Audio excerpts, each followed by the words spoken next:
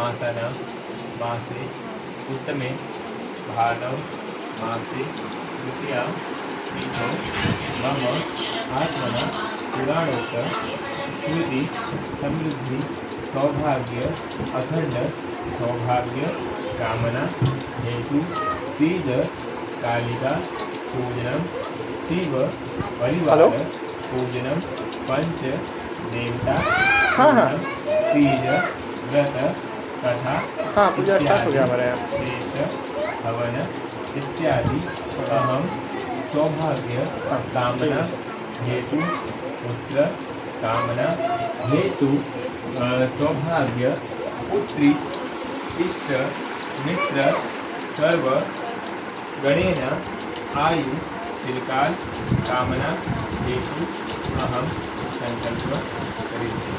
ज्योतिकान् ज्योतिरेकान्तं देवनः